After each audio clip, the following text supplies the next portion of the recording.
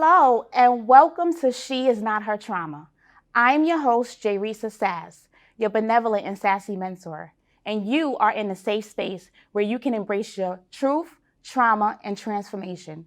And on today's episode, we will be speaking with a very, very, very special guest on how to cope as a single mother.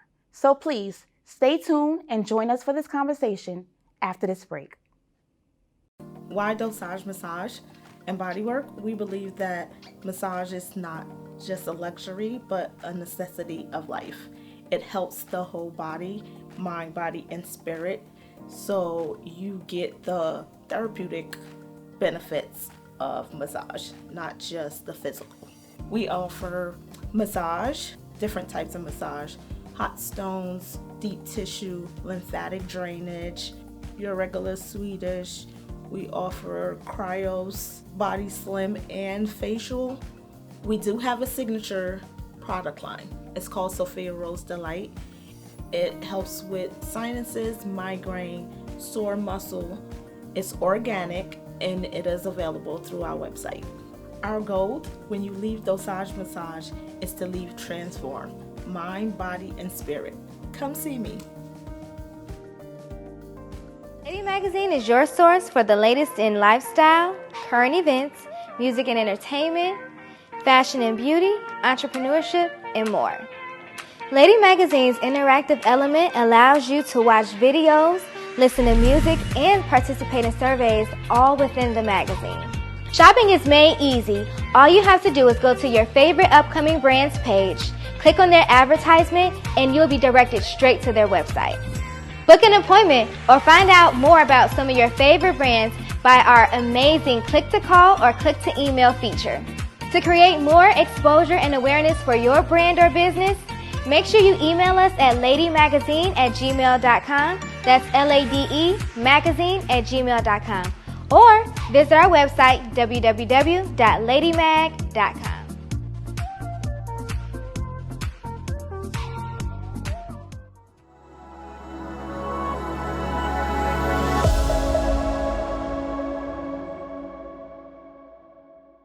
Welcome back to She Is Not Her Trauma. I'm your host, Jayresa Sass. And today we have our very special guest, Shelia. And Shelia is my promote her sister. Welcome, Shelia. I'm so excited. Beautiful. I appreciate it. Yes. Thank you. So today we are going to talk about how you have been able to cope as a single parent, as a single mom, a mom of how many? 5 daughters. Whew. Five. Wow. 5. So how has you being a single mom of 5 daughters been traumatic for you, if any way possible? Well, we weren't created to have children alone, right? I've always told people that the original creation was for husband and wife to come together and have children. And so anything outside of what we know to be God's divine order, we're going to have trouble. And being a mother trying to raise 5 daughters with 5 different personalities, my first 4 are 2 years apart. And then 5 years later, I was blessed with the last one, right? And so just the financial difficulties that comes with it, the emotional when you're dealing with a divorce and you're dealing with issues within your marriage and then having to try to figure out how to deal with your own stuff while trying to make sure that they get what they need. It's all kinds of different components that you have to deal with. So for the most part, that has been the biggest challenge with me, is making sure that not only am I assisting them in their growth and through all transitions that happen just on a normal basis, but the craziness that happens when you get divorced and now you have mom, and mom has to do the job of mom and dad as it relates to emotional, financial, spiritual. There are so many different things that were originally created to be for 2, now has the full weight of me. So yeah. So I really want to really ask you if you can give us a one of those moments that you really felt like you were so defeated because you couldn't really cope with the fact that you were doing this all alone. Like, how were you able to manage that? Oh, that is a good question. Good job. Yeah. So I'm gonna say I've always been the strong friend, right? I'm always the one that people come to and, oh my gosh, Sheila, you've done this with 5 girls and you got your education and blah, blah, blah. And it's like, oh, great. But the biggest part for me in being able to maintain and transition is the connections that I have.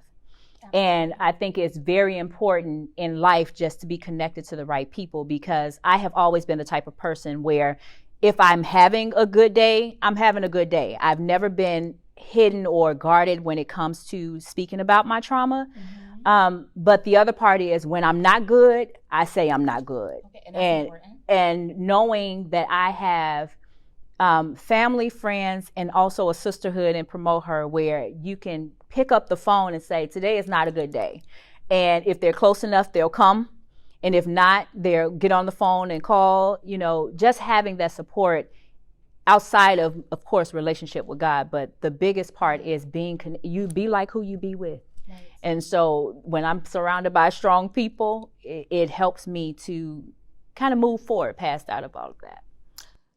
I like that. So can you express maybe a little bit of the physical emotions that you really experienced, or those moments that you just really could not pick yourself up? Like, how did you feel? I mean, I know what a heartbreak feel like. So I'm just asking, because I know plenty of times I had to pick up my heart and put it back on my chest and keep it moving. Yes. So how were you able to deal with that when you were in those situations? So I think it's very important that we understand that it's important to be in the moment, right? Not to ignore the fact that, yes, today is a hard day. Today I feel alone.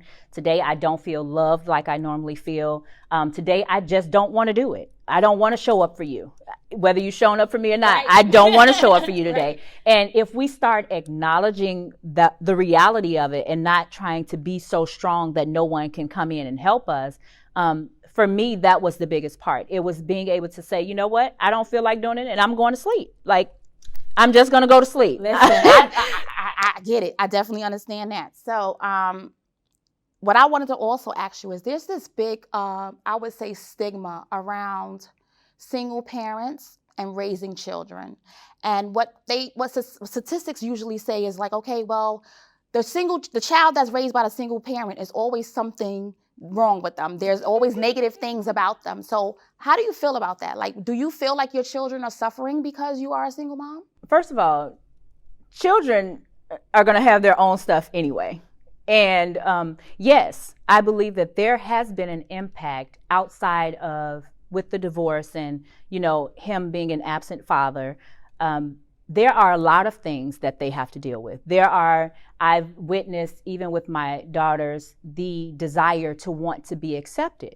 And it becomes greater so we all want to be accepted. We were created to be relational, right? And when we don't have the proper components, there's always going to be something missing. And so we'll feel Absolutely. Like we need to have it. Absolutely. Yeah. So after this break, we will get to know what your real truth was and how you were able to transition that to be the thriving woman that you are today. Oh. So please stay tuned and join us after this break.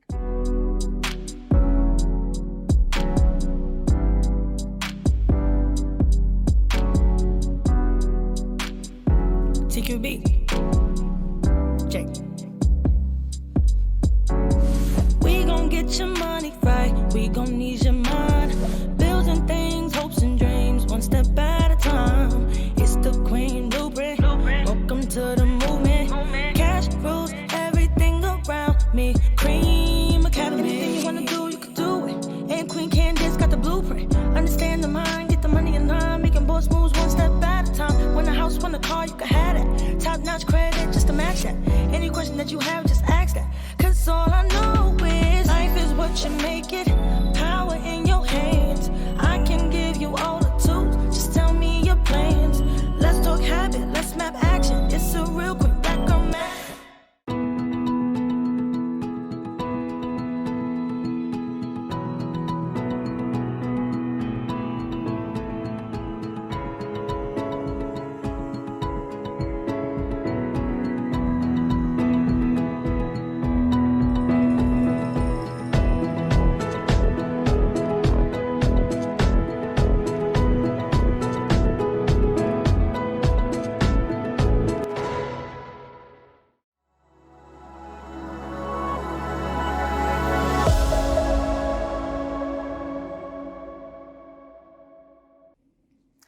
Welcome back to She Is Not Her Trauma, and I'm your host, Jayresa Sass. And right before the break, we talked with our special guest, Shelia, on how she was able to cope with being a single parent and a mother of five daughters. So at this moment of time, we will speak to Shelia and find out, Shelia, like, how have you been able to accept your truth that you are a single mom, raising 5 daughters by yourself? That's good. So the biggest part, a lot of people always told me, well, tell him, the father, tell him that they need this, and tell him, they've suffered with this. And my biggest thing was, if you wanted to be there, you would, right? And I've never been the one, I don't want to force you to do something, because then you'll do it in the moment. And the moment I take away that pressure, you go back to neglecting. And so I had to get to the point where I said, you know what? They're your daughters. Mm-hmm. Whether he's there or not, you still have to show up. And I took the responsibility of doing my part. That's all I could do. I had to own the fact that this is me in this moment. Mm-hmm. I can't sit and wallow in this moment. I have 5 daughters. They're still living. And they're watching you. Every single moment. Mm-hmm. And you can tell, you see things that they do and they say, and it's like, wait a minute. Yep. Hold on, I don't even want you to pick that part up. Like, I want you to pick the other stuff up. But then you realize, okay, you're not as guarded or you're not as protective as you think you are as it relates to your emotions and the things that you say and do. So now I have to be more careful. Absolutely. And with that being said, what I really would like to know, because I'm a mom as well, a mom of 2, and how are you as a mom guarding your children from not experiencing the trauma you've experienced? I don't think that we can guard them to that degree. I think the biggest thing is just education, information, providing them with what you know. When you're growing up, mom and dad can tell you things. You're like, yeah, okay. Absolutely. That was back in the day where you said it, and that don't work right now. Right. And so the only thing that I can really do is just give them the principles, give them the foundation. If you give them principles and not just situations, then they can apply it to anything. Mm-hmm. But if you just say, if you do this, then this will happen. And if they do that and it don't happen, that disproves your point. So just being able to have the open communication with them, having conversations with them. A lot of times I hear things I don't want to hear. Right. And how were you able to deal with that, though? I mean, as parents, we don't want to face certain things that we see our children go through. And even as far as just knowing that maybe at the same age that I've experienced trauma, now I'm watching my child go through it. So as a parent, it's really hard, right? And do you utilize those moments, like when you do see those things, to say something right away, or you just... Okay, so what are your techniques behind that? No, I mean, some things I just can't handle. Okay. Like I try to be very realistic about what it is. For me, again, it's about community, right? Being able to tap in and say, I can't handle this right now. I know as a mom, because I'm so close, I might go straight in like, hey, you don't, and this don't, and you look, and that's not always best. Mm-hmm. And so when I know it's something that I can't handle and it's not an urgent situation, because sometimes things have to be addressed, right? You got to suck it up. Right. Hey, absolutely. This is what you got into, right? Mm-hmm. And then there's other things where you can just have the conversation later and say, okay, you know what? Let's table this. And I even gotten to the point where even like with my 16, 18-year-old daughter, I don't want to know that right now. Give me a moment. We'll come back. But right now, I don't know if I might cry. I don't know if I might scream. And I don't want to mishandle you. Right. And that's the biggest part, because they have been mishandled for so long. Right. And so I don't have the luxury or the pleasure of making those kind of mistakes. Yes. I can't be selfish. Right. So I have to put extra care into how I choose to do things and how I choose to say things for them. I like that. Thank you. So, now that you've expressed your truth with us and you know your truth, do your children know your truth and what you've experienced? To a degree. It took a long time for me, because I didn't want to. There were certain things. First of all, children shouldn't know everything. Right. Mm-hmm. You don't need to know all the grimy details or anything. whatever affects you, you should know. And so it got to the point where I was so frustrated and overwhelmed with Christmases and all of those birthdays and things. Wow, yes. And it got to the point where I told them I don't know if it was a birthday or Christmas, I said, I'm not obligated to buy you things on these days. You know, and I probably shouldn't. I'm going to say this anyway. No, listen. No, I was like, being a mother, I had a choice in whether I wanted to have you or not. Okay. We do. Absolutely. I shouldn't have to further pay all this money because you're here every year. We're not going to do that. You're going to take this unjustified expectation off of me. I take care of you every day of every year. Honor me on this day and not put the pressure on me to do that.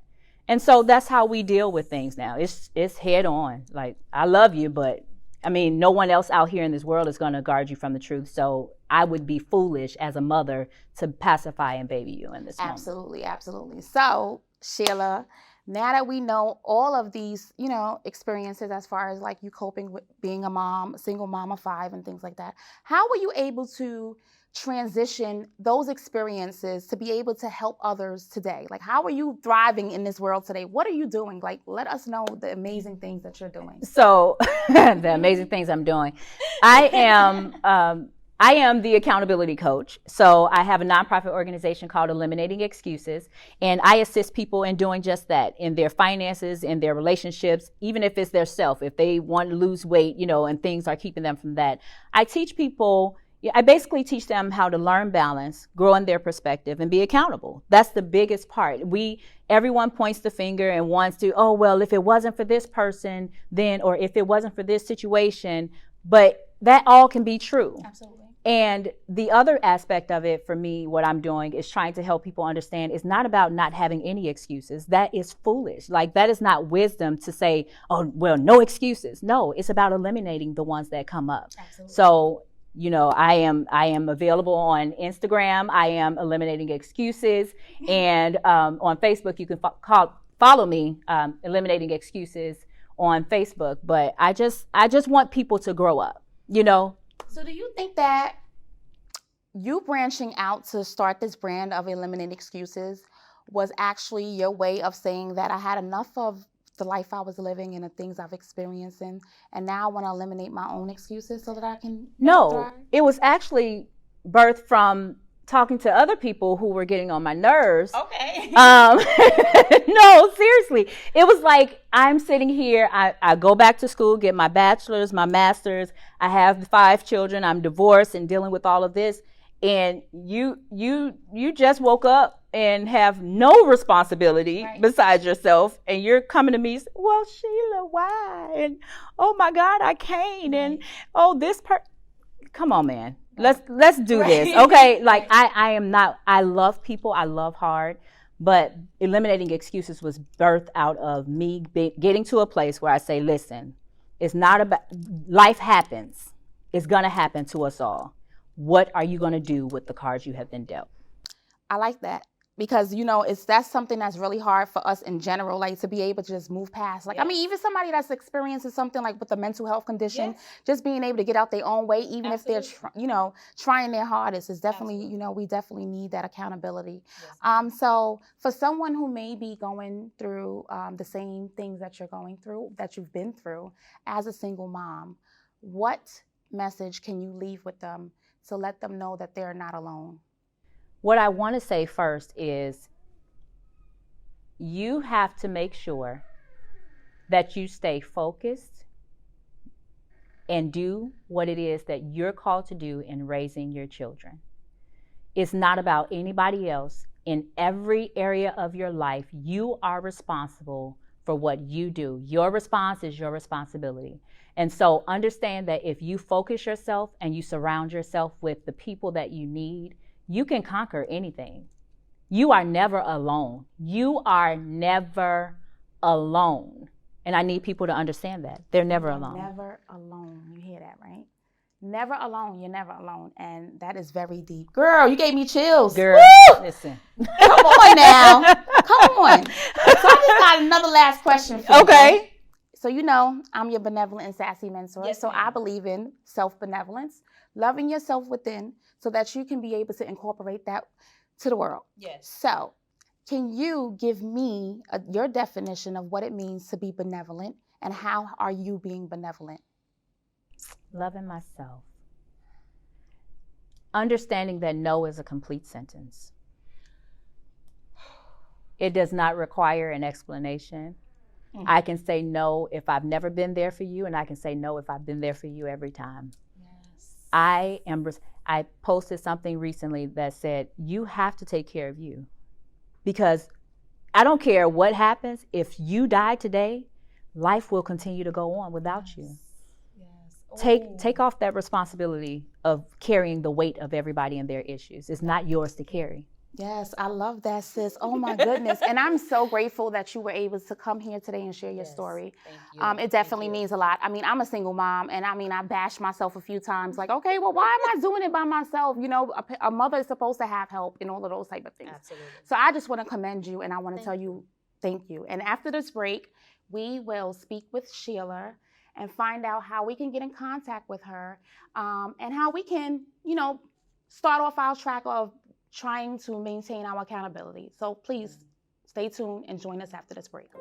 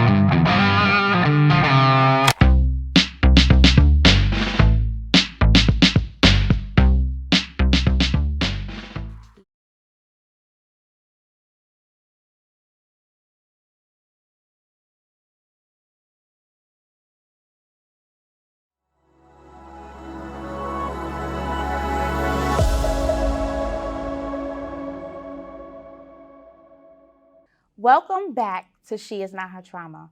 I'm your host, Jayresa Sass. And right before the break, we was hearing Sheila's amazing story on how she has been able to cope as a single mom. So Shelia, can you please let our amazing audience know how they can get in contact with you if they do need to transition and start that road of eliminating their excuses? So there's two main things outside of what I've already mentioned that I want you to know. On Facebook, I have a group called Eliminate Excuses and Execute with SMA. Eliminate Excuses and Execute with SMA. So if you are absolutely ready to move forward and get past all of the things that you've put in your own way, reach out to me. I'm definitely there. Also, you can follow me on Instagram. It's I Am Eliminating Excuses. Thank you so much, Shelia. Thank you. And once beautiful. Again, I said thank you. I really appreciate you. Thank today. you so much for having me. It's awesome. Yes. It's an awesome task that you have ahead of you right now. So keep going. This is amazing, and I love you for having me here. Thank you for being a part of the sisterhood, love. Thank you. Thank you. I just would like to leave you guys with a little bit words of encouragement for anyone who may be experiencing the same things that our guests experienced today. I just want to let you know that you're not alone. And I wanted to leave you with a little bit of self-benevolence knowledge. So I want all my single moms to know that you should be encouraged and never forget that you are who you are. Never second guess your accomplishments. There are some action steps that I would like to leave with you. So first, find your tribe. Connect with other moms who share similar challenges. Ask for help. All strong, independent women need help every now and then. Network. Build your support network of friends, acquaintances, or allies. Practice self-care. It doesn't have to be expensive or take a lot of time, but it's a necessity. Remember, you are first and foremost a person. And I would like to thank you for joining today's show. And anyone who has any story or any type of inspiration and they would like to share it, you can always contact me at Jayresa, Jayresa, at benevolent-sassy-mentor.com. You can also tune in on Wednesdays at 8 p.m. on a Promote Her Network channel and catch all of these amazing stories that we have. And always remember that a clear mind is a benevolent one. Thank you and see you soon.